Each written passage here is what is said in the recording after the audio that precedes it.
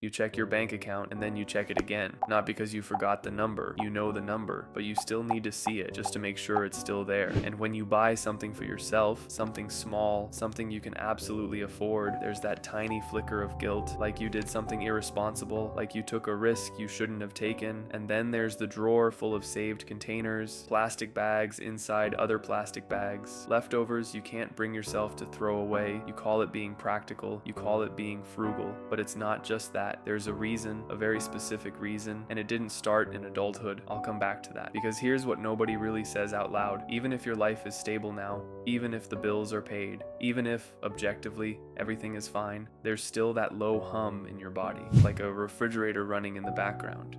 You never fully relax. Why? When you were a child, your brain wasn't planning a career. It had one job: stay safe. And for a child, safety is simple. Is there food at home?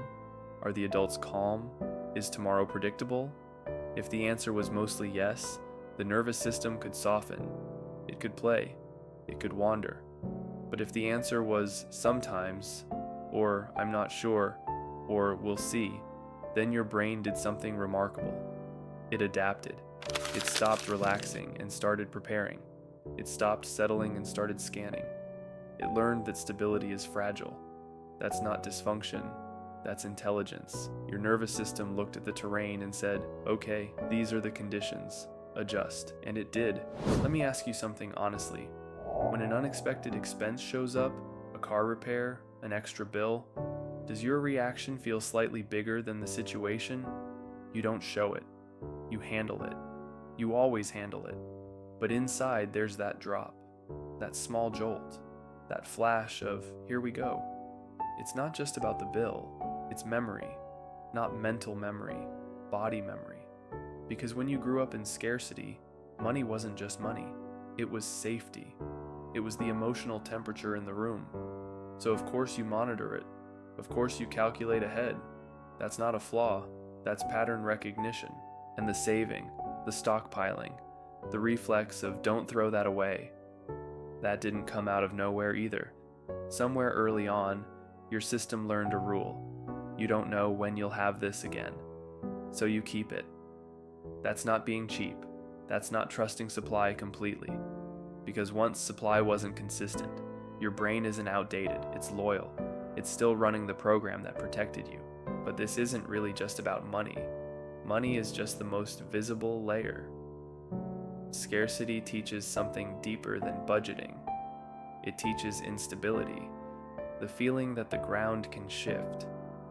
And when a child's nervous system learns that the ground can shift, it doesn't apply that lesson only to finances. It applies it to relationships, to opportunities, even to happiness. Have you ever noticed how, when things are going really well, part of you stays alert, as if something might happen? A quiet voice that says, don't get too comfortable. That's not pessimism. That's preparedness. You learn that good things don't always last, so your system stays ready. That's not brokenness, that's strategy. And then there's control. If you grew up in an environment where money was unstable, emotions were unpredictable, or the adults were constantly stressed, control becomes oxygen. You plan. You think ahead. You anticipate problems before they happen. People probably see you as responsible, organized, strong, but what they don't see is that relaxing can feel unsafe, because once relaxing meant being unprepared, so you don't fully let go. That's not anxiety for no reason. That was protection. It was always protection.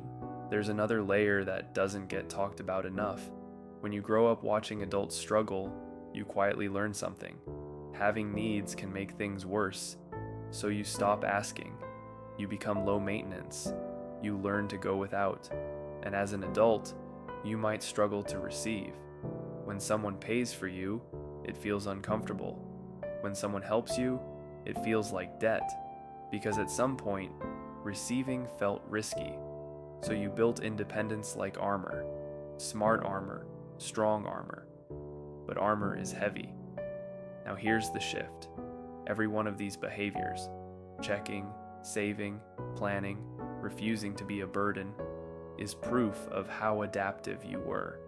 You learned to survive in a difficult environment. You learned to stretch resources. You learned to read subtle emotional cues. You learned not to assume tomorrow would handle itself. That's intelligence. That's resilience happening in real time. The tension you feel now isn't because you're flawed. It's because your nervous system is still loyal to the version of you who needed that vigilance. It just hasn't fully realized you're not there anymore. And about the bank account checking from the beginning, it's not about the number. It's about reassurance. Your body wants evidence. We're okay. We're okay. We're okay. Repetition reduces uncertainty. And when uncertainty once meant danger, you learned to eliminate it wherever you could. That's not irrational. That's precise. Maybe the only issue, if we can even call it that, is that the map your brain created was built for a different landscape. You might be living in a safer place now, but maps don't update automatically. They update through awareness, through gently telling your system, there's more stability now, there's more support now, there's more room now, not forcing it, not shaming it, just informing it, because nothing about you is random, not the guilt, not the vigilance, not the fierce independence. They were strategies, and if you're still here, still standing,